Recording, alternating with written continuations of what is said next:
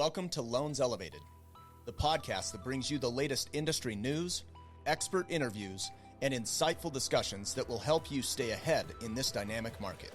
I'm your host, Broch Lassig, and I've spent years in the trenches of the mortgage industry, helping individuals and businesses navigate the complex landscape of real estate financing. I'm your co-host, Heidenreich, and together we'll cover a wide range of topics, from business strategies that skyrocket your success to mindset and motivation that fuel your growth. Awesome. Well, thank you guys for being here. My name is Broch Lassig. I'm the branch manager of Cross Country here in South Jordan. I'm TJ Heidenreich, the sales manager with the Lassig team. And thank you guys for being here. We're stoked to have you all here. So TJ and I, if you know anything about us, we're big dorks and we just look at data and study stuff constantly. We're always attending the market forecasts, the market updates. We look at stuff daily. We attend every event we can with the HBA, the Board of Realtors, that type of thing. And we've attended like 4 of these over the past couple of months. And so what we've attempted to do is distill what we pulled from that and create kind of a distilled version of what everybody's saying and create a forecast, but also maybe just share the most important data points that we find are the most important for what we need to know in this room. Because a lot of those you sit in and it's just full of graph after graph after graph and you're just like bored to death, right? There's only a certain amount of things that we need to know about, a certain number of those graphs that matter that our clients are going to be asking questions about. So our goal is to help share the most important stuff with you guys so you have takeaways and ammunition to answer your clients' questions going into this year. And hopefully it's a better one than last. We'll see. Tej, anything else you'd want to add? Yeah, no, nothing. You can go to the next slide. Okay, cool. So the title, what will crack? Politics, recession, or the Fed? Or us. Yeah, so I mean, we already cracked. We're We've been cracked for 2 years. Yeah. So it's hard for us to fit all this information in 30 minutes to an hour because, like Broch said, we are full-time nerds. For fun, we wake up at 6 in the morning on Saturdays, probably once every other month, and nerd out for a couple hours looking at graphs. So we use all these graphs on our podcast, on social media. We release a podcast once a week going over anything, market data, what we're seeing, trends. So if you haven't, please tune in and give us feedback, or if there's topics you guys want us to cover, please let us know. Yeah, you can scan this QR code. It goes to our link tree. You can follow everything about us there. But we'd love if you all followed us. We give bite-sized information every day, week that is really valuable. So anyway, thank you for that. Yeah, so like Broch was stating, we got a 3-way dance. It's a standoff between politics, recession, and the Fed. What's going to crack first? What we're predicting, and because this is a forecast, is a soft landing. What I mean by that, the Fed goals come to fruition, and the unemployment ticks up ever so slightly, and as unemployment ticks up, then we will start to see rates come down. Now, we've got to understand what the Fed's goals are. The Fed wants to slow down inflation. It's been the war against inflation for 2 years now. And people are like, okay, well, why do we want unemployment to go up then? Well, the Fed sees unemployment as inflationary data. And if unemployment ticks up, people are losing their jobs and they're spending less money, thus inflation's coming down. And just to be clear, they don't want like obscene unemployment. Yep. But right now we kind of have obscene employment.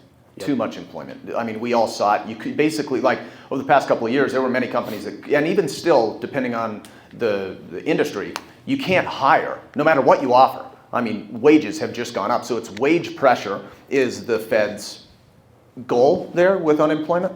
And one other thing that I think is important to mention here, we've all heard, many of us have probably heard, the Fed says we're going to see a soft landing. Have you all heard that?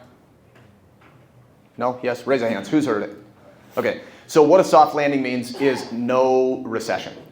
We put softer landing as our personal forecast based on all the data that we hear and learn every single day and the stuff that we've been hearing people talk about, because we don't think there's going to be no recession. We just think most likely there's going to be maybe a modest recession that hopefully is going to drive rates down, hopefully lower than what most of the forecasts are saying. Kind of the backbone, at least in my opinion, for that is we saw people, none of the forecasters bet rates would go as high as they went, as fast as they did it, right?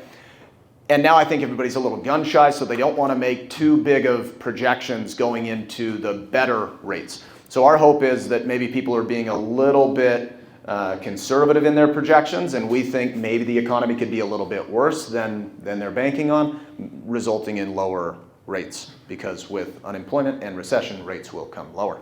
So anyway. Yeah, so another thing at play is a deep recession.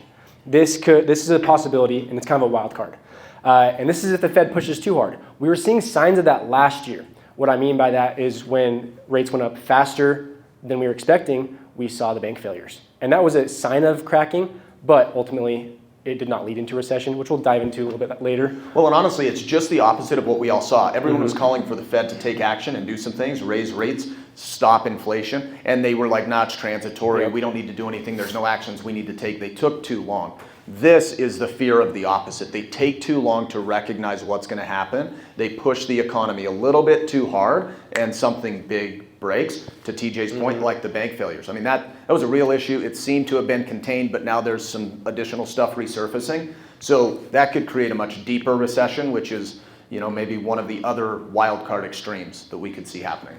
Yeah, and then lastly, you've got increased inflation. So what I mean by that is, say they lower rates and you've got people that are sitting on the sidelines just waiting for rates to lower, and as soon as they do, they go out and spend all their cash, and then we see inflation roar back again. I think we saw this back in the 80s. When rates were high, they began to dip, and then again, people started to spend because they're like waiting for this, and inflation went haywire again, and then they had to raise rates even more than they did the time before. Yes, we think that's the Fed's direct fear, is if we go too quick, too fast, we're all going to get back to selling tons of real estate, and everybody's going to just be on cloud nine, and then boom, we have another downfall and another big issue. Maybe inflation peaks up again. Not a double dip, but lots of economists or lots of people that I've talked to have referred to it as like a boom bust cycle, and that's what they're attempting to avoid, is this boom bust by not acting too fast. So this is what we think is the most important piece. So now diving into politics, recession, and the Fed in more depth. So politics, the first one. This is where we get everyone mad. Yeah, well, half the room will probably leave. No, I'm just kidding. No, and we're going to just talk about some stuff that is obvious things. We don't have any political stance in anything that we're saying. We're just trying to make some observations here of things we need to pay attention to. So this is maybe the most important, and then following or maybe just some like, that's weird. But headlines matter. So what we mean by that is the news and the markets, what do they publish? The big new report that came out this morning. What they don't publish is the fact, and a lot of us don't know it, I didn't know it until I started following this stuff in depth, is there are revisions to unemployment numbers, for example. Non-farm job creations is what this is showing. There are revisions for 2 months after the report's released, but the news doesn't talk about that, because they're talking about when the revisions come out, they're talking about that month's report, not last month's report with revisions. So we don't know who's influencing this, but the fact is this data comes from the government. And the headlines look really, really, really good. And it's what's caused rates to suffer over the past year. We just saw it like 2 weeks ago. Or not even 2 weeks ago, like a week and a half ago, we saw rates, they were improving, looking really good, and then boom, they got worse. And then we saw another inflation report and they got even worse. That's been in the past like week and a half. Well, that was one of these blockbuster employment reports that started this whole trend of rates going from like the low to mid sixes to now back nearing 7 again. That's what started, was this headline number of jobs numbers. But what we're showing here is every month in 2023, the revisions were revised downwards, except for one, and they were revised downwards in a very, very significant way.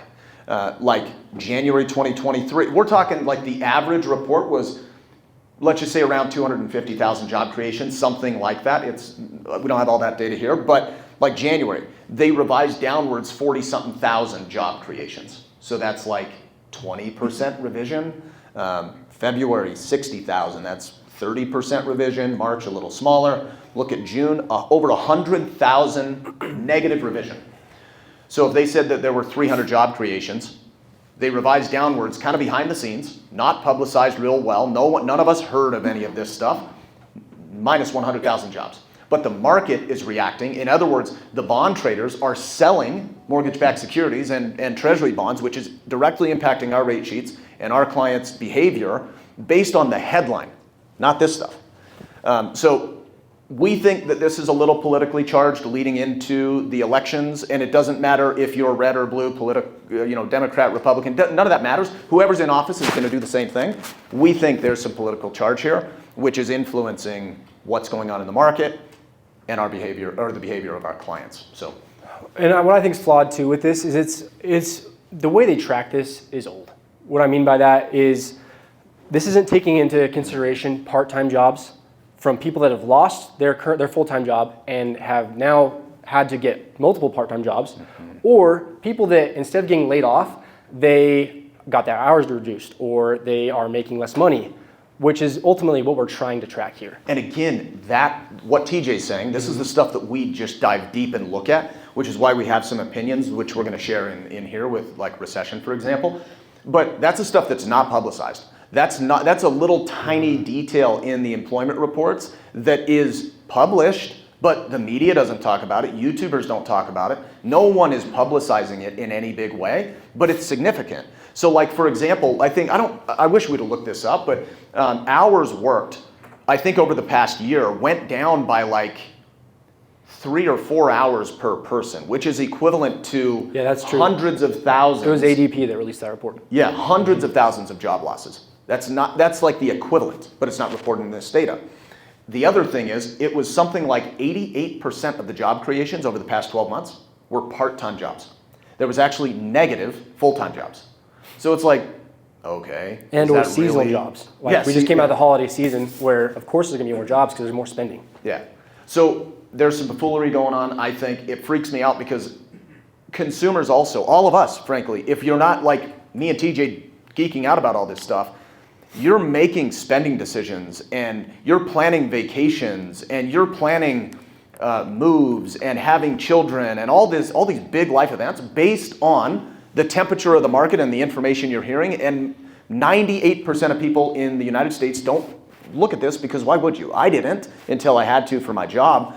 So that's a little bit freaky, and I think there's some skeletons in the closet, and like the American consumer's probably going to get smacked in the face really hard when some of this data starts to come to realization. So anyway, moving on, another odd thing, and I'm sorry we're highlighting Democrats here, but it's not political, but it is weird. They're the ones looking for the vote, right? So they're the ones trying to stay in office this go around and controlling, in a sense, the data that's coming out.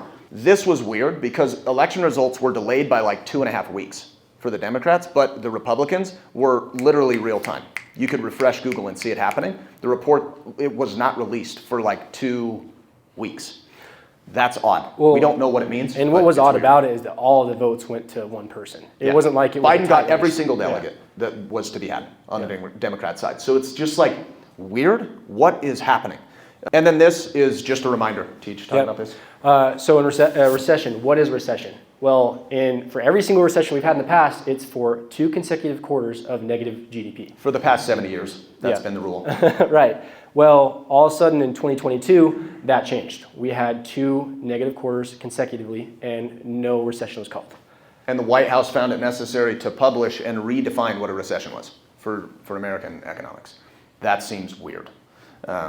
So politics are going to have a heavy influence on what happens, and I think it's going to be even more heavy as this year goes. It's polarizing, unfortunately, or whatever you think. We have the same 2 people going head to head, and it's probably going to be a nightmare for us Americans. I think it's going to be pretty bad for us. You know, they can influence this stuff, and it's not going to be the real data. So that's something that is a wild card we need to be paying attention to and understanding and like trying to read between the lines so we can coach our clients through these decisions, because there could be things that on the surface look like something, but on the backside of this election, for example, look like something very different. And to me, that could mean significant profits for our clients that decide to take action today and not be freaked out by a lot of this stuff that we're seeing that frankly could be false or just not telling the full story. I don't know if it's lying or not if you just don't say the whole story, but that's the fear. Thank you for tuning in. For more industry insights, Follow us on all platforms at Loans Elevated. And to get in touch with our team, call or text 801-713-4000 or visit loanselevated.com.